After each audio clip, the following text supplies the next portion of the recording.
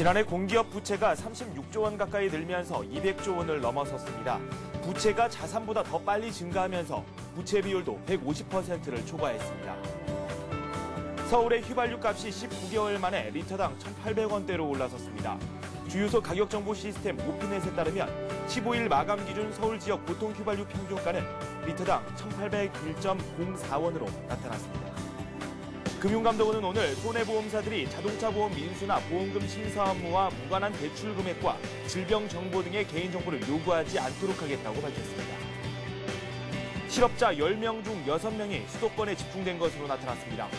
각종 제조업과 서비스업이 몰려있는 데다 경기 침체로 갑자기 일자리를 잃은 사람이 늘었기 때문으로 풀이됩니다.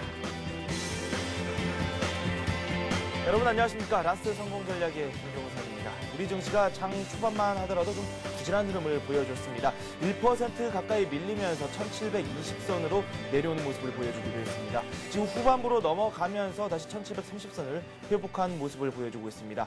중국에서 부동산 억제 대책을 시행한다는 소식이 전해지면서 이 아시아 지역 증시도 동반 약세를 보이고 있고 우리 증시도 이에 대한 영향을 현재 받고 있는 것으로 풀이가 되고 있습니다. 원달러 환율은 오르고 있습니다. 5원 30전 정도 오르면서 1112원대에서 등락을 거듭하는 모습을 보여주고 있습니다.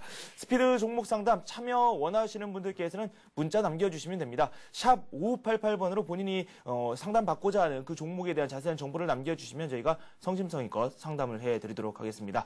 먼저 시황센터 연결해서 현재 주식시장 상황 어떻게 진행되고 있는지 살펴보도록 하겠습니다. 최원장 아나운서 연결됐습니다.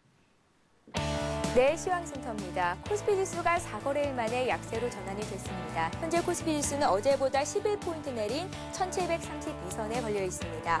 미국 뉴욕 증시가 6거래일 연속 상승세를 이어갔지만 최근 단기 급등한 데 따른 차익 실현 매물이 나오면서 오늘 코스피는 하락으로 장을 출발했습니다. 1포인트 내린 1742로 장을 출발했는데요. 장중에는 1723포인트까지 밀리면서 1% 이상의 조정을 받는 모습을 보였습니다.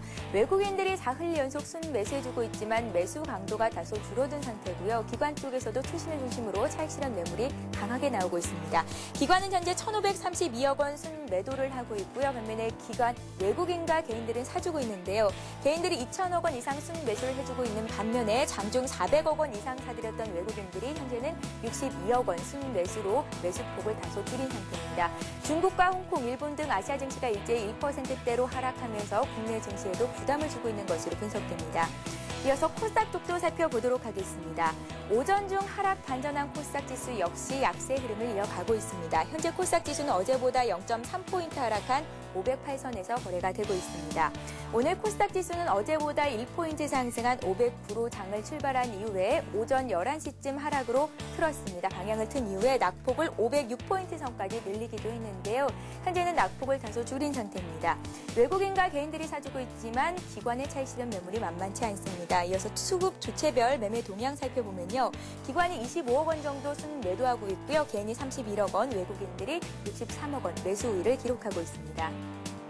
이어서 오늘 특징을 보이고 있는 업종들 테마주들 살펴보도록 하겠습니다. 은행, 금융주들이 기관과 개인의 팔자세에 어제의 상승을 이어가지 못하고 하루 만에 하락하고 있는 모습입니다. KB금융은 보합권에서 거래가 되고 있는 반면에 우리금융이 1% 조정을 받고 있고요. 한국금융지주 4% 하락, 신한지주도 1% 정도의 조정을 받고 있습니다. 그 밖에 기업은행과 외환은행도 오늘은 약과권 내지는 3% 정도의 하락세를 나타나고 있고요. 서울저축은행이 마이너스 1% 그리고 동부화재도 5%대의 조정을 받고 있습니다. 이어서 또 특징을 보이고 있는 테마주들 살펴보도록 하겠습니다. 빅철금속을 중심으로 한 원자재 관련주들이 오늘 일제히 강세 흐름을 보이고 있습니다. 최근 국제 유가와 구리, 철광석 가격 등 원자재가가 상승하면서 관련주의 매수세가 유입되고 있는 것으로 분석됩니다. 서원이 가격 제한폭까지 올랐고요. 그밖에 대창과 이구산업 역시 상한가로 직행했습니다. 황금 ST도 10% 급등하면서 8,500원 선에서 거래가 되고 있습니다. 풍산과 동양 강철, 티플렉스 역시 강보합권에서 2% 정도의 강세 흐름을 보여주고 있습니다. 한국 정부의 중국 풍력 사업 추진 소식에 더불어서 최근 정부가 해상 풍력을 집중적으로 지원하기로 했다는 소식까지 전해졌습니다. 오늘 풍력주가 일제히 강세 흐름을 보이고 있는데요. 현대중공업이 강보합권에 들어서 있고요. STX 엔진 플러스 2%, 평사는 가격 제한폭까지 올랐습니다. 현진 소재도 7% 급등하는 모습을 보이고 있습니다. 용현 BM이 12% 급등 중이고요. 동국산업 역시 9% 오르면서 오늘 풍력 관련주의 매수세가 상당히 강하게 들어오고 있습니다. 아랍에밀리트 철도 관계자들이 국내를 방문하면서 이제 수주에 대한 기대감이 고조가 되고 있습니다. 대우 AL이 가격 제한폭까지 올랐고요. 퇴강 ENC 역시 산안가, 리노스, 하이로코리아 등도 5% 급등하면서 철도주가 오늘 일제히 상승 흐름을 보이고 있습니다. 지금까지 시황센터였습니다.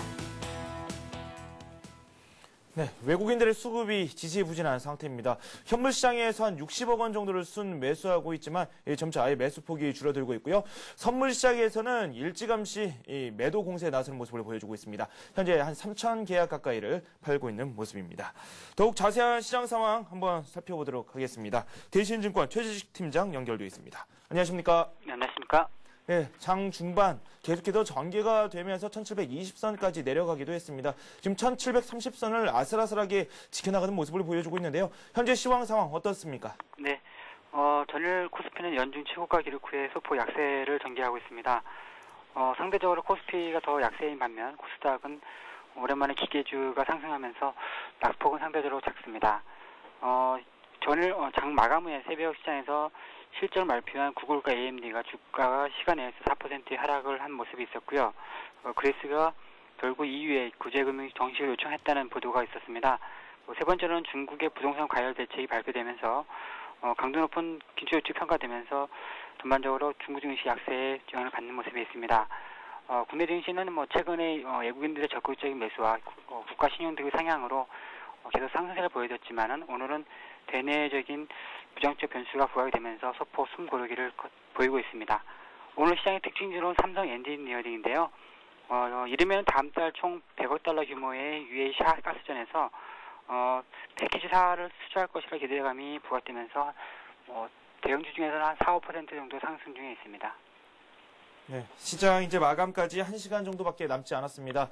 역전을 시킬 수 있을지 끝까지 한번 상황을 봐봐야 되겠지만은 일단은 0.6% 정도 코스피가 하락을 하고 있고요. 남은 시간 저희가 살펴볼 게 있다면 어떤 것들이 있을까요? 예, 일단은 외환 시장에서 흐름을 좀 볼 필요가 있는데요. 특히나 이제 엔달러 환율이 되겠는데요. 일단은 3월 초 이후에 이제 현재까지 엔달러 환율은 상승 추세를 계속 유지하고 있었습니다. 근데 향후에 이제 엔달러 환율이 현재 상승 추세선을 다시 한번 지지 테스트를 하고 있는데, 만약에 엔달러 환율을 상승 추세선을 이제 하향한다면은 단기적으로 NK 트레이드의 청산에 의미하는 것이고, 만약에 지지한다면 여전히 위험 자산에 대한 유동성의 흐름을 보여주는 것입니다. 그렇기 때문에 엔달러 환율의 상승 추세선 지지 여부를 좀 살펴볼 필요가 있겠습니다. 현재 중국발 부동산 긴축 강화 조치와 그리고 그리스의 EU 자금 요청, 그리고 실적 기대감이 빠른 상승 속도에 대한 부담, 여러 가지 요인 때문에 단기적으로 숨 고르기 가능성은 점증되어 있습니다. 그렇지만 이에 따른 글로벌 미국 증시라든지 독일 증시 이런 주요 선진 증시와 그리고 엔달러 환율의 민감 정도를 주목할 필요가 있을 것 같고요. 현재까지는 강한 상승에 따른 숨 고르기 정도로 반응을 하고 있는데 추가적으로 민감하게 반응한다면 단기적인 숨 고르기 가능성은 높아진다고 볼 수 있습니다. 네, 단기적인 숨 고르기다 이렇게 평가를 해주셨습니다. 시장 상황을 그렇게 비관적으로 보고 계시지는 않은 것 같은데요. 그렇다면 저희가 어떤 업종 쪽으로 관심을 두는 게 좋을까요? 예, 일단은 앞서서 얘기했듯이 이제 그 실적 기대감에 이제 빠르게 상승한 속도에 대한 부담이 국내 증시뿐만 아니라 미국 증시에서도 나타나고 있습니다. 그 외에 중국의 부동산 규제 강화책 그리고 EU의 그리스의 EU 자금 요청 이런 부분들에 대해서 민감하게 국제 금융시장이 민감하게 반응하게 될 경우에는 아무래도 내수주 가운데 실적 호전주가 되는 제약주에서는 동아제약, 녹십자 이런 게 될 것 같고요. 기타 화장품 관련 이쪽에서 본다면 아모레퍼시피, LG생활건강, 문진코에 S1 이런 종목들이 될 수가 있습니다. 하지만 일단은 현재까지는 이렇게 전반적으로 민감하게 반응하지 않고 있는데 이런 게 민감하게 반응하지 않는 흐름이 좀 나타난다면은 당분간 금융주하고 조선주 그리고 기계주 관련해서 좀 더 주목을 해야 되지 않을까 싶습니다. 그래서 두 가지 가능성을 염두에 두고 좀 더 여러 가지 대내적인 변수를 좀 더 체크를 해보고 대응할 필요가 있겠습니다. 네, 경우에 따라서 두 가지 경우를 제시를 해 주셨는데요. 시장에 좀 민감하게 흘러갈 경우에는 화장품이라든지 제약 이쪽으로 관심을 한번 가져보고 그나마 좀 낮게 떨어지고 견조한 흐름을 유지한다. 그럴 경우에는 기계라든지 금융주 쪽으로 현재 우리가 관심을 갖고 있는 그 업종 쪽으로 관심을 두는 게 유효하다라고 말씀을 해 주셨습니다. 또 말씀 고맙습니다. 감사합니다. 네, 지금까지 대신증권 최진식 팀장과 함께했습니다.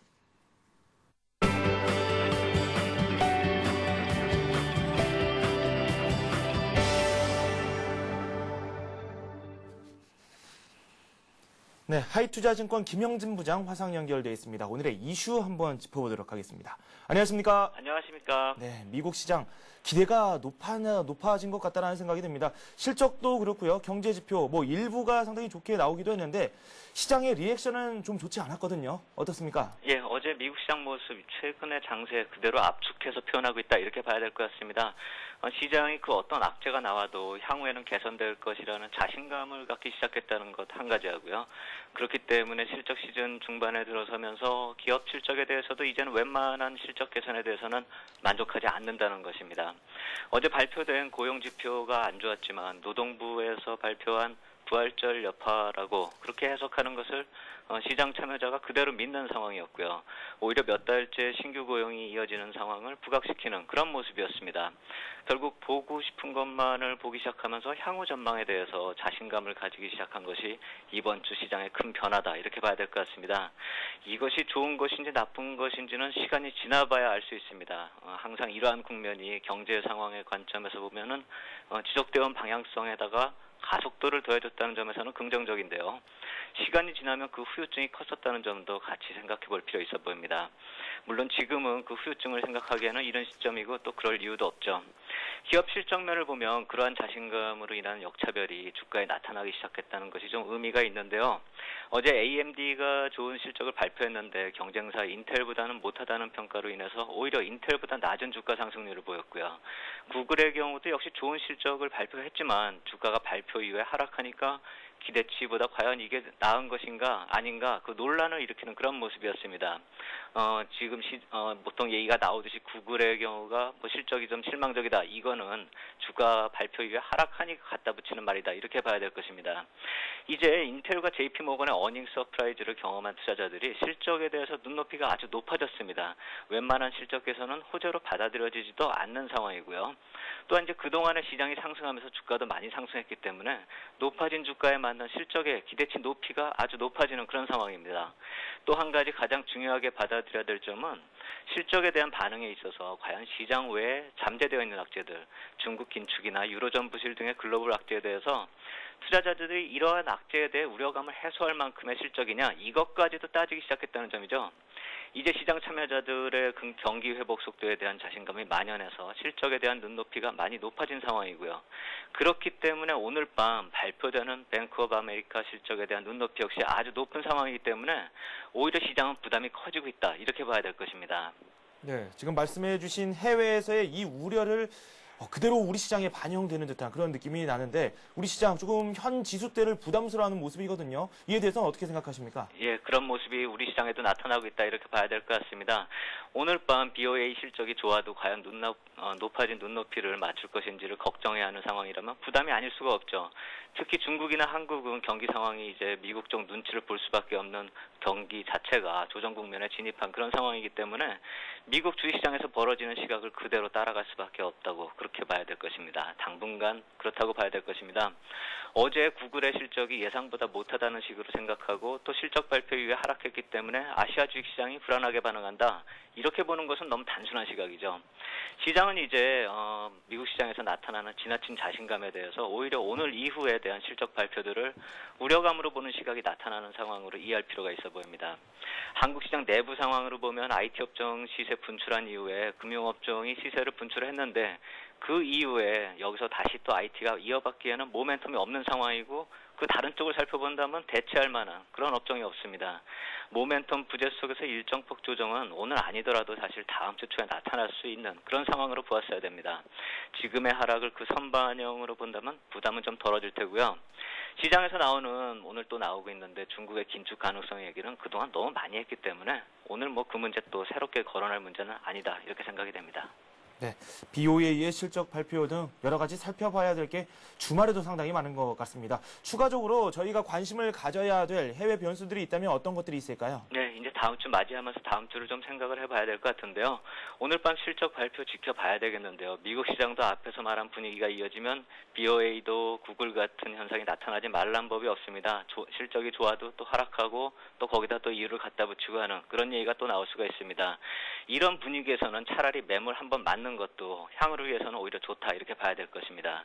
시장이 한번 매물을 맞고 또 냉정을 되찾는다면 오히려 다음 주 실적 발표 계속 이어지는 것들이 호재로 이어질 수가 있을 것입니다. 투자 심리 상태를 봐도 조정은 어느 정도 필요해 보이고요. 지표상의 일정을 보면은 미국 시장 오늘 밤에 주택 관련한 지표가 과연 어느 정도 개선되는지 이 점은 주의해서 살펴봐야 될 것 같습니다. 민간 지표 개선은 계속 필요한 요건입니다. 이번 주는 지표 발표가 아주 많고 재료도 많았는데 다음 주는 주 중반 이후에나 주목할 만한 지표가 나오고 이번 주에 비하면 전체적으로 한산한 그런 주가 될 것입니다. 특히 주 초반은 더 그럴 것입니다. 결국 실적 발표 쪽으로 기업 실적 발표가 또 이슈가 될 텐데요. 실적 발표 일정상 오늘 밤부터 다음 주 중반까지 이어지는 금융주 실적 발표를 좀 눈여겨볼 필요 있고요. 이와 더불어서 이제는 IT주가 언제 전환점을 맞이할 수 있는가 그 IT주의 모멘텀도 좀 찾아야 될 것입니다. 어제 오늘 시장 상황을 보면 한국 시장에 다음 차례로 나설 주도주가 실종된 상황이기 때문에 더더욱 그렇고요. 조정을 거쳐준다면 다음 주 실적 발표 일정이 IT주의 주도력 회복으로 이어질 가능성이 커진다고 봐야 될 테고요. 그것이 바로 주 중반 이후다 어제 말씀드렸습니다. 다음 주 초부터 시장 조정 상황을 보면서 이제 IT 업종 쪽으로 재진입 기회를 살펴볼 필요가 있다 이렇게 말씀을 드리겠습니다. 네, IT 업종 쪽으로 다시 한번 노려볼 수 있는 기회가 있다는 말씀을 해주셨는데 그렇다면 뭐 조금씩 분할 매수 관점에서 접근하는 게 시장에선 가장 좋겠네요. 오늘도 매수권역에 가격대가 들어왔다 이렇게 생각이 되는 종목들 눈에 띄고 있고요. 굳이 오늘 다 매수할 필요는 없다라고 생각이 됩니다. 다음 주 초 월, 화 이렇게 나눠서 좀 살 필요가 있다고 생각이 됩니다. 네, 알겠습니다. 지금까지 하이투자증권의 김영진 부장과 함께 오늘의 이슈에 대해서 살펴봤습니다. 감사합니다. 감사합니다. 네, 이어서 수급 상황 살펴보도록 하겠습니다. 현재 외국인들이 그다지 많이 사고 있지는 않습니다. 최근의 추세가 조금 변동성을 많이 가져가는 움직임을 보여주고 있는데 오늘도 이 매수량을 늘렸다 줄였다가를 반복하고 있습니다. 이분께서는 오늘의 수급 상황 어떻게 보고 계실까요? 수급 엑스파일 동양종금증권 최일종 팀장 연결되어 있습니다. 안녕하십니까? 네, 안녕하십니까? 네, 오늘 개인이 좀 많이 사고 있고 기관 쪽에서 매물이 많이 쌓이고 있습니다. 이 선물 시장에서 외국인들 계속해서 팔고 있는데요. 왜 이런 현상이 일어나는지 그 부분도 상당히 궁금하고요. 오늘 수급 상황 한번 진단해 볼까요? 네, 그렇습니다. 오늘 우리 시장에서 외국인들의 선물 매도세가 상당히 좀 눈에 띄게 좀 두드러지는 모습을 보이고 있는데요.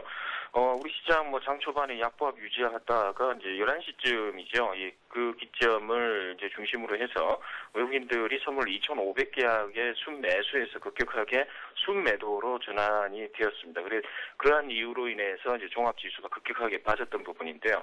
이런 부분은 이제 그동안 외국인들이 현물 쪽을 이제 매수를 하면서 이제 해지 차원의 그런 부분도 없지 않아 있다라고 보시면 될 것 같습니다. 어차피 종합지수가 고점 부위에서 지금 정체된 그런 상황이기 때문에 추가 상승보다는 이제 어느 정도 리스크를 갖다가 좀 커버하는 그런 부분이 아닌가 이렇게 볼 수 있겠고요. 오늘 우리 장에서 좀 상승 업종 종목들을 보게 되면은 이제 글로벌 원자재가 상승으로 인해서 비철금속주들의 강세 그리고 석유화학 소재주죠. 이런 쪽의 업황 호조로 인해서 석유화학주의 상승이 상당히 좀 눈에 띄고 있는 상황이다 이렇게 보시면 될 것 같습니다. 반면에 그동안 좀 강세였던 이제 금융주들의 이제 약세 전환 및 보합선에서의 횡보 그리고 전기전자의 약세가 좀 강화되면서 지수 낙폭을 좀 확대했다. 이렇게 정리해 보도록 하겠습니다. 오늘 수급 동향을 한번 살펴보게 되면요. 코스피 시장에서 외국인들 95억의 순매수 흐름을 보이고 있습니다. 개인들은 2천억 정도의 순매수, 기관 쪽에서는 1,440억의 순매도 흐름을 보이고 있고요. 코스닥 시장에서 여전히 외국인들 최근에 좀 많이 사고 있습니다. 56억의 순매수 흐름을 보이고 있고요. 개인들이 25억의 순매수, 그리고 기관 쪽이 12억의 순매도 흐름을 보이고 있습니다. 네. 오늘 전체적으로 금융주가 최근에 상승세에서 조금 소외되는 그런 움직임을 많이 보여주고 있습니다. 하지만 매수 상위 종목군들을 살펴보니까 그래도 외국인들이나 기관, KB금융이라든지 우리금융, 금융주 쪽에 대해서는 선별적으로 관심을 갖고 있거든요. 오늘 어떤 종목들을 중심으로 매수를 하고 있는지 그 부분도 소개해 주시죠. 네, 그렇습니다. 외국인들이 순매수하는 종목들, 업종들은 딱 정해져 있죠. 그 종목, 업종들이 빠진다고 하더라도 계속해서 순매수 확대하는 그런 모습을 보이고 있는데요.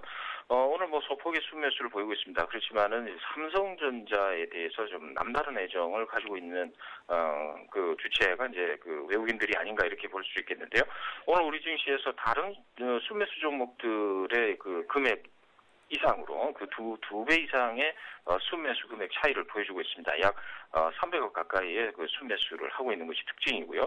이런 부분에 있어서 삼성전자가 순매수를 함에도 불구하고 지금 마이너스를 지금 보여주고 있다는 측면에서는 계속해서 사모으고 있다는 측면이 좀 강하다라고 보시면 될 것 같습니다. 나머지 순매수하는 종목들을 보게 되면 KB금융과 현대차, 효성, 하나금융지주, 한국전력, 호남석유와 현대중공업을 순매수 확대하고 있고요. KB금융과 현대차 부분은 약 100억 이상의 그 순매수 흐름을 보이고 있다라고 보시면 될 것 같습니다. 주가도 지수 대비 견조한 흐름을 보이는 것이 이 종목들의 좀 특징적이다 이렇게 보시면 될 것 같습니다. 반면에 기관들 수급 동향을 보게 되면 역시 한 종목에 대한 러브콜이 외국인과 동시에 좀 심하다라고 보시면 될 것 같은데요. 기관 러브콜을 집중받고 있는 종목은 이 현재 현대중공업이고요. 금액도 그 평균적으로 순매수하는 종목이 2배 이상 순매수하는 그런 모습을 보이고 있습니다. 외국인 순매수 종목 기타로는 OCI라든가 삼성엔지니어, 하나케미칼, STX엔진, 삼성증권, 우리투자증권, LG전자를 집중적으로 순매수를 하고 있고요. 동시에 이 외국인과 기관들 동시 순매수하는 종목들을 살펴보게 되면은 다소 이제 기계주 쪽이 좀 많습니다. 중공업주와 증권주 쪽에 이제 삼성증권이 하나 들어가 있고요. 대체적으로 현대중공업과 효성 그리고 삼성엔지니어링, OCI, 삼성증권을 동시 순매수하고 있는데 이 종목들 중에서 상승률을 보게 되면 삼성증권의 마이너스를 제외하면은 대부분이 플러스 상승률을 보이고 있고요. 특히 삼성엔지니어 같은 경우는 이제 4%대의 그 강세를 보이고 있는 것이 좀 특징적이다라고 볼 수 있겠습니다. 네, 그렇군요. 그래도 항상 보던 종목들이 많이 포함되어 있다는 그런 점이 유독 눈에 띄고 있습니다. 월요일부터 목요일까지 살펴봤었던 이 관심 종목들에 대해서도 한번 체크를 하는 시간 갖도록 하겠습니다. 수익률이 다들 괜찮습니다. 동부제철 같은 경우도 거의 10% 가까운 수익이 현재 나고 있고 삼성화재도 오늘 꽤 오르고 있거든요. 전반적으로 브리핑 좀 해주시죠. 네, 그렇습니다. 제가 하루에 한 종목씩 유망 종목을 한번 본 코너를 통해서 이제 말씀을 드리고 있는데요. 오늘 주간 AS 코너를 통해 가지고 다시 한번 리뷰를 해드리겠습니다. 먼저 월요일 날 추천을 드렸던 종목이죠. 홍진코웨이입니다. 일단 5일선을 하향 이탈을 하면서 횡보의 그 시간 조정이 지금 진행이 되고 있습니다. 일단 5일선을 지지를 받으면서 장대 양봉 형성이 된다라고 하면은 대체적으로 강세의 종목이 진행이 될 것으로 이렇게 봤었는데 일단은 그 부분이 눌리면서 일단은 121선까지의 횡보 그런 부분이 이제 진행이 될 것으로 이렇게 보고 있습니다. 그래서 현 국면 자체는 여전히 매수 국면이고 그리고 이제 매수가를 36,400원 정도 부근까지 계속해서 분할 매수하시라고 말씀을 드렸는데 아직까지 매수가가 진행이 되고 있죠. 목표가 여전히 4만 원까지 유효하고요. 손절가 35,500원까지 계속해서 홀딩을 하도록 하겠습니다. 그리고 이제 화요일 날 추천드렸던 종목이 이제 동부제철입니다. 동부제철 같은 경우는 이제 5일선을 일단 지지를 받았습니다. 오늘 보합선에 지금 횡보를 지금 하고 있는데요. 일단 차트상에서는 상당히 양호한 흐름이 지금 나오고 있습니다. 이러한 부분은 3일 정도의 횡보, 이 이후에 나타나는 월요일 날 주가가 상당히 중요하다는 부분이죠. 그래서 월요일 날 이러한 부분을 돌파를 하는 강한 장대 양봉이 형성이 될 가능성이 크겠다는 생각입니다. 그래서 매수가는 1,800원까지 추천드린 그 이유로 분할 매수 계속해서 하시라고 말씀을 드렸는데 계속해서 유효합니다. 그리고 목표가는 12,500원까지 봤는데 때문에 월요일과 화요일 날의 그 목표 도달 가능성을 조심스럽게 한번 말씀을 드려보겠고요. 손절가는 아직까지는 나오지는 않고 있죠. 10,000원까지 봤으니까 일단은 계속해서 홀딩을 하시고 여전히 추세를 갖다 유지하는 쪽에서 말씀을 드리겠고요. 그다음에 이제 수요일 날 말씀을 드렸던 게 이제 한화입니다. 한화는 일단 기술적 반등 성격의 흐름상에서 좀 쉬어가는 그러한 흐름을 나타내고 있죠. 기술적으로 봤을 때 이러한 패턴 상당히 중요합니다. 바닥에서 21선을 돌파한 이후에 21선을 어느 정도 지지받고 그 이후에 나타나는 하나의 큰 장대 양봉이 나오는 그런 흐름이 나타날 경우에는 대세가 이제 어느 정도 상승 쪽으로 전환이 됐다라고 이제 판단을 해볼 수 있는 부분이기 때문에 하나도 여전히 매수 의견을 드리겠고요. 목표 주가 46,000원까지 1차로 계속해서 보유하시라고 말씀을 드리겠습니다. 손절가는 45,000원까지 말씀을 드렸기 때문에 여전히 이 종목도 보유 그리고 매수로 접근하시는 게 좋겠다라는 판단이고요. 그 다음 종목이 삼성화재죠. 삼성화재 오늘 장대 양봉 여전히 추세적으로 지금 나오고 있습니다. 오일선과의 이격도가 좀 어느 정도 좀 벌어져 있는 상태입니다만은 그 부분도 지금 커버를 하면서 오늘 종합지수가 하락함에도 불구하고 양봉을 형성하면서 굉장히 강한 그러한 흐름을 이제 보이고 있다라는 거죠. 여전히 매수로 이제 접근하시면 될 것 같고 오늘 저가가 20만 5천 원 부근까지 나왔는데요. 제가 말씀드릴 때 이제 천일 종가 20만 원까지 불안하면서 하시라고 말씀을 드렸는데 여전히 매수해도 괜찮을 것 같다라는 말씀을 드리면서요. 목표 주가 23만 원까지 계속해서 들고 가도록 하겠습니다. 그리고 손절가는 19만 3천 원이라는 거 이제 기억해 주시고요. 네, 알겠습니다. 이렇게 해서 삼성화재까지 말씀을 한번 들어봤는데 동부제철, 한화, 삼성화재 모두 지금 수익률이 괜찮습니다. 동부제철 같은 경우는 거의 10% 가까운 수익이 나고 있는데 이 다음 주에도 좋은 종목들 많이 발굴해서 저에게 소개해 주시기 바랍니다. 감사합니다. 감사합니다. 네, 지금까지 수급 엑스파일 최일종 팀장과 함께했습니다.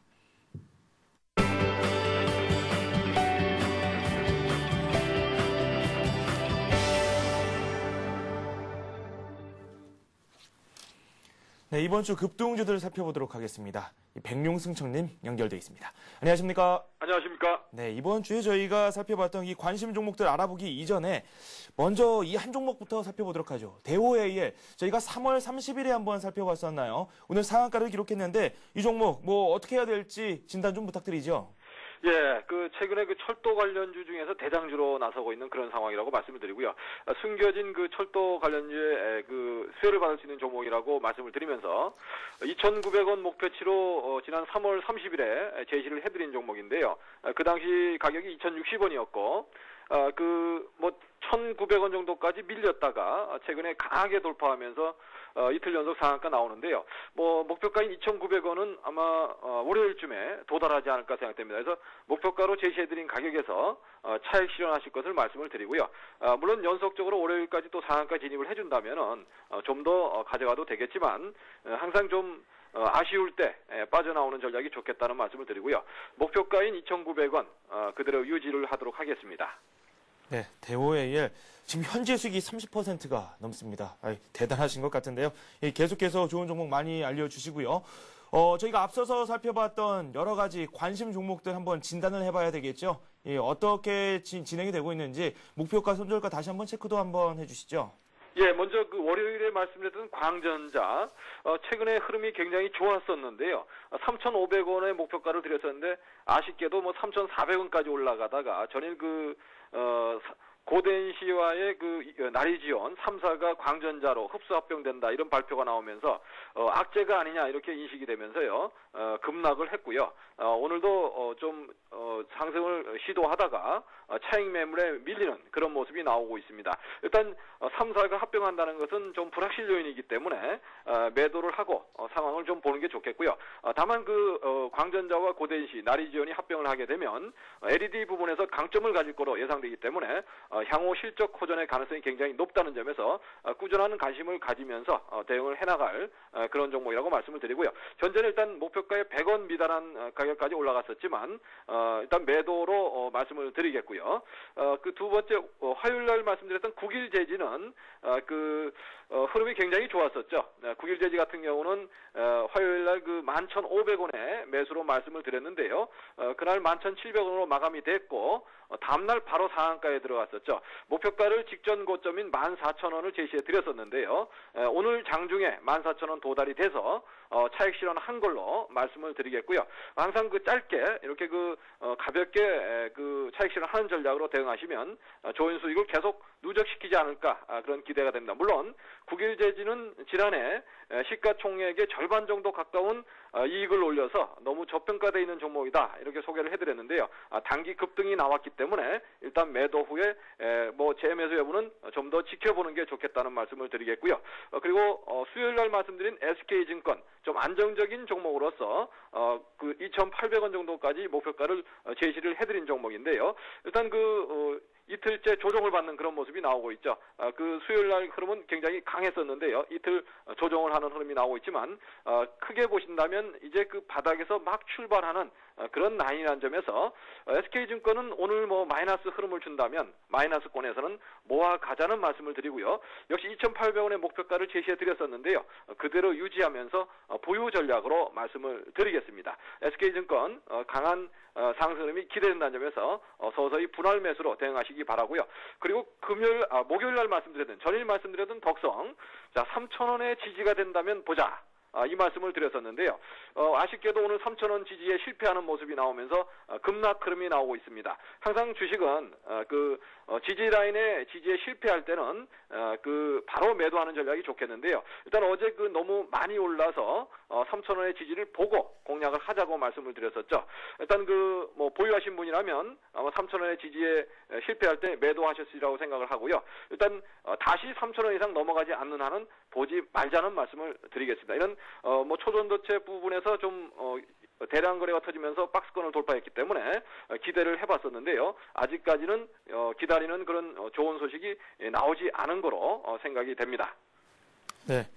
일단 국일제지 수익이 상당히 많이 나고 있죠. 일단 축하드리고요. 앞으로 이런 종목만 많이 나왔으면 좋겠네요. 다만 아쉬운 점이 덕성인데 일단은 손절하셨으리라고 생각을 하고 계신다라고 말씀을 해주셨습니다. 3,000원이 넘지 않으면은 이 종목에 대해서는 접근을 하지 않는 게 좋겠다라는 말씀을 해주셨습니다. SK증권은 2,800원까지 지금 현재 가격대에서도 계속해서 주식을 매수하는 것도 괜찮다라는 의견을 말씀해 주셨습니다. 지금까지 백룡승천님과 함께했습니다. 감사합니다. 감사합니다.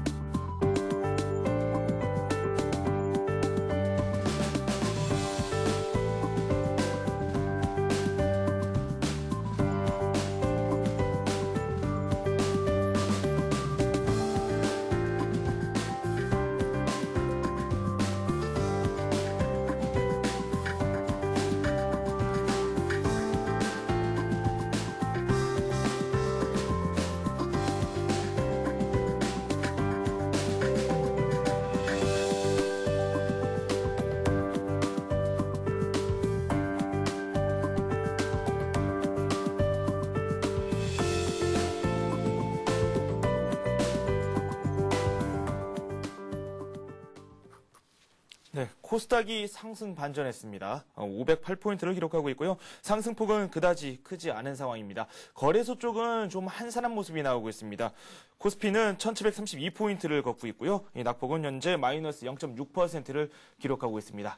스피드 종목 상담 시작하도록 하겠습니다. 샵 5588번으로 문자를 보내주시면 그 정보를 저희가 추려서 상담을 해드리고 있습니다. 많은 참여 부탁드립니다. 오늘 저와 함께 해주실 분 소개해드리도록 하겠습니다. 동양종금증권 권용문 과장과 함께하겠습니다. 안녕하십니까? 네, 안녕하십니까? 네, 종목이 상당히 많기 때문에 빨리빨리 진행하도록 하겠습니다. 어제 문자를 2번이나 주신 분인데요. 저희가 첫 번째로 뺐습니다. 이 코디에스에 대해서 질문을 해주셨습니다. 6546님께서 올려주셨는데 13,050원에 매수를 하셨고 비중은 20% 비중을 갖고 계신다라는 말씀을 해주셨습니다. 코디에스 현재 1.6% 하락하고 있고요. 매수하신 가격 대비해서 좀 낮게 가격이 책정되고 있거든요. 어떻습니까? 네. 최근에 전기차 테마와 함께 이렇게 주가가 상당폭 많이 올랐었는데요. 이 회사가 신규 사업으로 자동차용 급속 충전기를 상용화하겠다. 그런 얘기들이 나오면서 전기차 테마로 묶여서 같이 올라가는 종목이 됐는데, 최근에 전기차 관련주들이 이제 큰 폭의 조정을 받으면서 이 종목 같은 경우에도 그러한 조정 추세에 면치 못하고 있는 모습입니다. 차트부터 한번 보시면서 말씀을 드리겠는데요. 제가 두 가지 추세선을 한번 그어봤어요. 일단은 뭐 이렇게 상승 추세선을 한번 그어봤고요. 그다음에 지지가 될 수 있는 선을 한번 그어봤는데 일단은 이 종목 같은 경우 올해 초부터 해서 이런 상승 추세를 따라서 올라갔는데 3월 초에 한번 그 추세선을 붕괴를 한번 시킨 적이 있었는데 재차 급속도로 오르면서 다시 그 추세선으로 들어갔다가 지금 깨져서 지금 내려오고 있는 상황입니다. 오늘 자리가 상당히 중요하다라고 저는 판단이 되는데요. 일단은 왜 그러냐면은 2월 달에 만들어진 몇 번의 저점과 그다음에 최근 들어서 만들어진 이런 아랫꼬리 부분들이 지켜지면서 반등하려고 하는 그런 모습들은 나오고 있지만은 오늘 같은 경우 이게 오늘 같은 경우에도 뭐 장중에는 이게 살짝 깨졌다가 다시금 종가 부근에서 다시금 살리는 모양이 나오고 있는데요.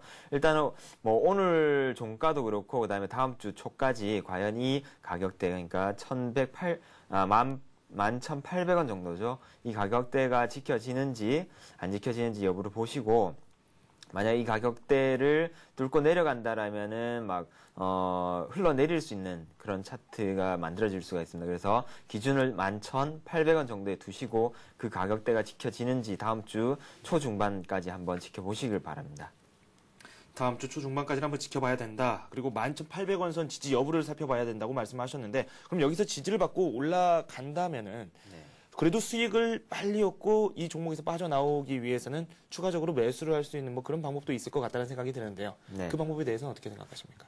일단 종가상으로 그 가격대가 지켜지면서 이제 거래 실려서 이렇게 터닝이 된다라면은 제가 볼 때는 한 16,000원대 정도까지는 상승의 여력이 있지 않겠느냐. 왜 그러냐면 앞서 말씀드렸었던 이런 상승 추세를 깨고 내려갔을 때 이날이죠. 3월 30일 날 큰 음봉을 맞으면서 거래도 많이 실었었는데 이 음봉이 나옴으로 인해서 이러한 추세가 완연하게 깨지면서 이렇게 내려갔는데 일단은 여기서 돌려져서 반등이 나오게 된다라면은 한 하락에 초입이 되었었던 16,000원 초반대까지는 상승의 여력이 있지 않겠느냐 그렇게 판단되어집니다. 네. 그렇습니다. 일단 11,800원 선 지지 여부를 한번 잘 살펴보는 게 중요할 것 같고요. 올라간다면은 16,000원 선까지는 올라갈 수 있을 것이다 라는 말씀을 해주셨습니다. 코디에스 살펴봤습니다.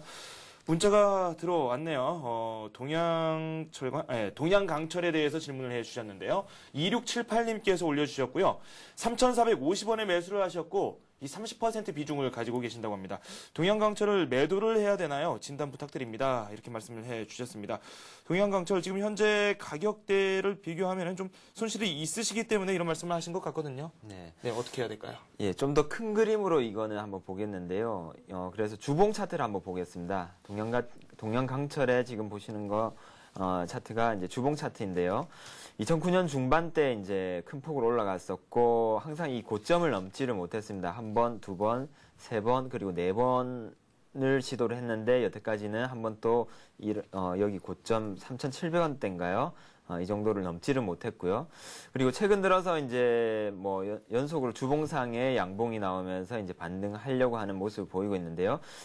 보시다시피 저점도 같이 이렇게 높아지는 그런 형태를 보이고 있습니다. 전형적으로 한 점으로 수렴되는 형태를 보이고 있는데 일단은 아직까지는 이러한 추세 속에 있는 종목이기 때문에 뭐 매도를 해야 되는지 혹은 오히려 더 매수를 해야 되는지 그 방향성이 결정되지 않았기 때문에 아직까지 불분명한 상태입니다. 그래서 일단은 기준을 이 종목 같은 경우에는 4번의 시도가 있었던 그 3,600원대 초반이죠. 그 가격이 완전하게 뚫리는지 그 여부를 한번 보시고 만약에 뚫리게 된다면 주봉상에서 그게 완전히 종가상으로 그러니까 주 말에 확정이 되겠죠. 그래서 그게 3,600원대가 완전히 뚫리게 된다라면은 그때 가격을 더 주고라도 좀 더 추가로 사셔도 되지 않겠느냐 그렇게 생각이 되어지고요. 네. 그렇지만은 이렇게 저점 또한 올라오고 있기 때문에 그 저점의 그런 상승 추세인 뭐 이러한 그 상승 추세를 다시 붕괴되고 내려간다라면은 이러한 수렴 형태가 다시금 하락 방향으로 잡는 것으로 생각을 하시고 일단은 손절로 대응을 하시는 게 바람직하겠다라고 말씀을 드리겠습니다. 네, 그렇다면 구체적인 손절 가격 라인은 얼마 정도로 잡을 수 있을까요? 일단 주봉 차트 한번 보시면요.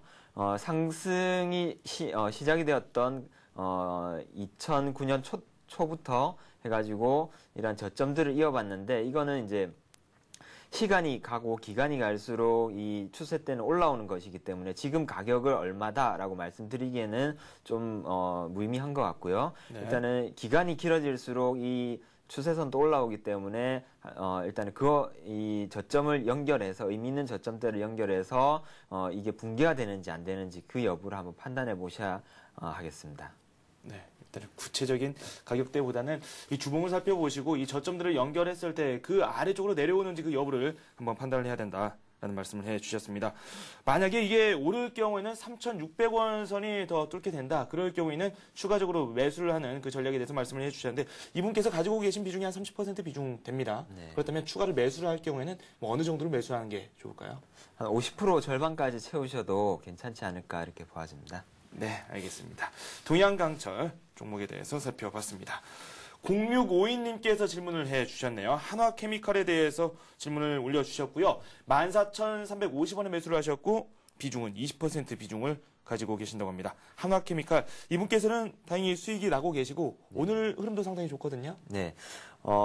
이 회사 하는 그 사업 중에 이제 PCB 사업이 있는데, 뭐 주력 품목으로서 이러한 PCB 시황 호조세가 지속됨으로 인해서 최근 들어서 주가가 반등하는 그런 양상을 띠고 있습니다. 그동안에, 여태까지 이제 상당히 주가가 움직이지 못했던 부분 중에 하나가, 대규모 뭐 M&A에 관련된 그룹 리스크라는 부분이 있었는데 그 부분도 일단은 좀 희석되고 있는 상황이라서 최근에 반등 흐름과 같이 연결이 되지 않느냐 그렇게 봐지고요. 주봉 차트를 이 종목 같은 경우는 보시겠는데요. 일단은 항상 저항대 역할을 했었던 한 16,800원대, 한 17,000원대 정도를 다시금 이렇게 올라가려고 하는 그런 위치에 있고요. 그리고 이러한 저항대 역할을 하고 있는 부분이 2008년도에 두 번의 돌파하려는 시도가 있었지만 실패를 했었고요. 그 다음에 최근 들어서 올해 초에 이제 또 한 번 17,000원대 돌파하려는 시도가 있었지만 또 역시나 실패를 했습니다. 최근 들어서 이제 가격 상승과 그 다음에 거래량이 동반이 되고 있기 때문에 아마 좀, 요번에는 좀 기대가 되는 상황인데요. 일단은 17,000원대, 그러니까 16,000원 후반대가 돌파가 되는지 여부를 보시고 일단은 대응을 하셨으면 좋겠는데 16,900원대 정도에서 만약에 이게 돌파가 이루어진다라면은 지금 뭐 한 20% 정도 네. 그 비중을 실으셨는데 좀 더 실으셔도 괜찮지 않을까. 제가 볼 때는 한 40%까지도 비중을 실으셔도 괜찮지 않을까 이렇게 생각이 되어지고요. 네. 17,000원이 돌파가 되지 못하고 다시금 이제 그 조정 받으려는 그런 상황이 있다라면은 가지고 있던 것들을 한 절반 정도는 수익 실현하시는 게 네. 일단은 리스크 관리 차원에서 뭐 바람직하지 않겠느냐 그렇게 봐집니다. 네, 아주 명쾌하게 답변을 해주셨습니다. 16,900원 선에서 여기까지 지지를 받는다, 올라간다. 그럴 경우에는 한 20% 정도 더 매수를 하는 그 전략에 대해서 말씀을 해주셨고요. 만약에 17,000원 선을 넘지 못할 경우에는 한 10% 정도 비중을 줄이는 전략에 대해서도 함께 언급을 해주셨습니다. 한화케미칼에 대해서 살펴봤고요. 그리고 동화제약에 대해서 말씀을 해주셨습니다. 2914님께서 109,500원에 매수를 하셨고요. 50% 비중을 가지고 계신다고 합니다. 중장기로 보유를 하고 계시려고 하는 것 같은데 중장기적으로 뭐 어떻게 보고 계십니까? 네, 중장기적으로 보신다는 말씀에 일단 저도 이제 월봉 차트를 이 종목 같은 경우에는 한번 보겠는데요. 지금 보시는 차트는 1997년도부터죠. 이때부터 한 10년이 넘는 기간 동안에 동화제약의 어떤 그러한 주가 흐름을 보실 수가 있습니다.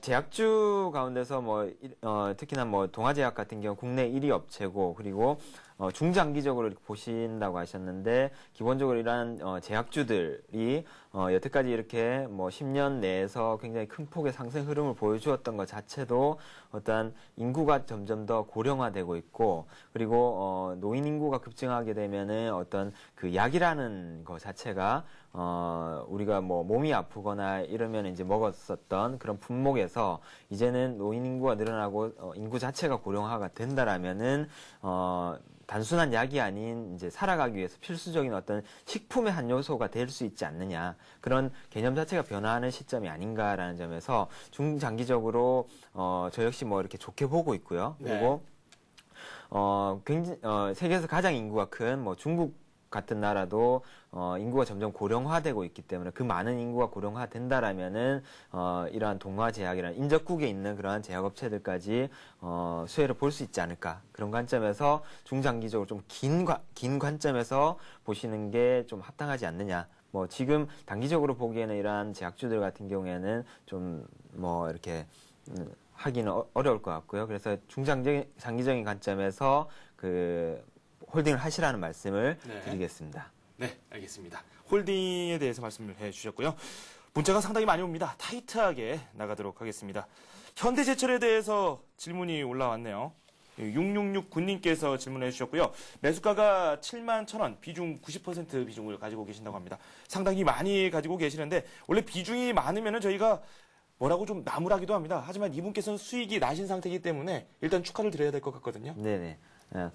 축하의 말씀 먼저 드리고요. 일단은 이 종목 같은 경우에도 월봉상으로 한번 보시면요. 일단은 그 사상 최고점을 찍었었던 99,800원 정도의 근처에 와 있는 상태입니다. 일단은 뭐 이렇게 급속하게 올라왔었고, 그 다음에 여기에서 제가 뭐 예상하기로는 횡보하는 그런 모습을 보이지 않을까, 그렇게 봐지는데요. 네. 일단은 뭐 10만원대, 10만원을 뚫게 된다라면은 오히려 추가로 더 매수를 하셔도 될 것 같고, 그렇지만은 이런 월봉상에서 여기가 5월 이평선인가요? 그게 깨진다라면은 일단은 상당폭 주가가 한 단계 레벨 다운 될 수 있기 때문에 그 부분에 대해서는 좀 비중을 줄이시라는 말씀을 드리고 싶습니다. 네, 알겠습니다. 지금 살펴본 종목이 현대제철인데 오늘 가격이 88,000원입니다. 지금 1.5% 하락을 하고 있는데 구체적으로 가격대를 명확히 제시를 해주시면 더 도움이 될 것 같다는 생각이 들거든요. 일단은 5월 이평선이죠. 그게 깨지려면 지금 차트상으로는 한 85,000원 정도가 될 것 같은데요. 네. 일단은 그 선이 깨지면은 이러한 추세가 한 번은 좀 쉬어갈 수 있는 가능성도 염두에 두셔야 되겠습니다. 네, 알겠습니다. 일단 85,000원이 깨지지 않는 이상 더 가지고 가시는 전략에 대해서 말씀을 해주셨습니다. 삼성중공업에 대해서 질문을 해주셨네요. 8842님께서 올려주셨고요. 26,457원, 뭐 중간에 좀 매수를 하신 것 같습니다. 비중이 이 100% 비중을 가지고 계시는데 이분께서 2년 동안 이 주식을 가지고 계셨다고 합니다. 2년 동안 물타기를 해서 가지고 계신다고 하는데 이 삼성중공업에 대한 진단도 함께 부탁드리죠. 네, 상당히 오랫동안 기다리셨고, 그 다음에 오랫동안 이렇게 추가적으로 매수를 하시면서 마음고생이 심하셨을 걸로 이제 생각이 되는데요. 최근 들어서 이제 뭐 중공업주들 어느 정도 반등이 나오고 있는 상황이고, 그래서 뭐 좀 기대를 갖게도 하는 부분이지만은 일단은 이러한 조선 사이클이라는 것, 산업 사이클 자체가 굉장히 큰 10년 사이클을 두고 움직이기 때문에 기본적으로 이러한 종목들이 2007년도와 같은 그런 탄력적인 모습을 보이기에는 좀 힘들겠다라고 판단이 되어지고요. 그래서 요번에 만약에 탄력적인 그 상승하는 흐름을 보여지게 된다라면은 주봉으로 한번 보시게 되면은 이게 한 32,500원 정도가 여태까지 항상 걸려왔었던 이런 저항대 역할을 했습니다. 그래서 32,000원대 정도에서는 그 이익 실현을 좀 하시는 게 낫지 않겠느냐, 그렇게 판단되어집니다. 네. 삼성중공업 일단 32,000원 선에서는 매도를 하고 빠져나오시는 전략에 대해서 말씀을 해주셨고요. 일단은 보유 관점에서 계속해서 가지고 가시는 그 전략에 대해서도 함께 언급을 해주셨습니다. 그리고 7366님께서 질문을 올려주셨습니다. GKL에 대해서 질문해 주셨는데요. 23,100원에 매수를 하셨고요. 20% 비중을 가지고 계신다고 합니다. 매도 시점을 좀 놓쳐서 마음이 아프다라고 해주셨는데 실제로 지금 손실을 입고 계시고요. 오늘 주가 변동폭은 그다지 크지는 않습니다. 전날과 동일하게 주가가 형성이 되어 있는데 GKL 어떻게 할까요? 네, 이 종목 같은 경우에는 제가 추세선을 따로 한번 그어봤습니다.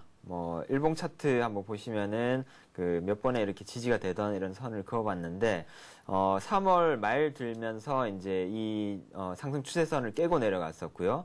그 다음에 반등이 나왔었는데 다시금 이게 저항 역할을 하면서 재차 이렇게 내려가는 모습을 보이고 있습니다. 일단은 추세선을 그 일시적으로는 하회를 했지만은 이게 다시 추세금 안으로 들어오는지 여부를 한번 체크를 해보시는 게 효과적일 것 같은데요. 기본적으로 업황 자체는 뭐 외국인 카지노에 대해서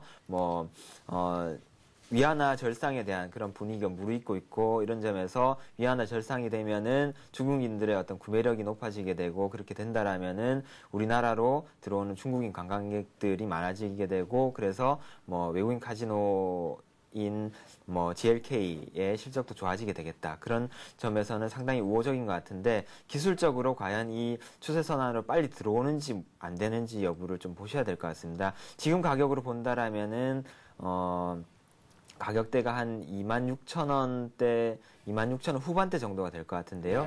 네. 26,000원 후반대까지 급속하게 좀 빨리 회복이 되는지 여부를 한번 보시고 네. 그렇지 않다라면은 좀 비중을 조금 더 줄이시고 나가는 게 좋지 않을까 그렇게 판단되었습니다. 제가 처음에 좀 질문을 잘못 드렸네요. 이분께서 매수하신 가격대 대비해서 현재 가격을 비교해 보니까 수익이 나신 상태거든요. 네네. 그래서 일단은 이 매도라는 타이밍을 놓쳤기 때문에 네. 지금이라도 매도라는 게 어떻냐, 뭐 그에 대한 질문을 해 주셨는데 지금 26,000원 선까지 말씀을 해 주셨거든요. 네. 그렇다면 어떻게 하는 게 좋을까요? 일단은 우호적인 그런 환경에 있기 때문에 뭐 굳이 기준을 잡으신다 그러시면은 한 가격대가 한 22,000, 한 700원대 정도가 네. 깨지는지 여부를 한번 보시고 네. 그게 깨져서 내려간다라면 아마 하락 N자형으로 이렇게 조정 보이는 형태가 되지 않을까 예 그렇게 봐집니다. 네, 알겠습니다. 지금까지 스피드 종목 상담 많은 종목 한번 살펴봤고요.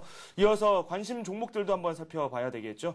오늘 가지고 나오신 관심 종목 어떤 종목입니까? 예, 오늘 제일기획이라는 종목을 가지고 왔고요. 상당히 네. 대형주 제가 여태까지 가지고 오던 종목들 중에서도 상당히 큰 종목을 가지고 왔습니다.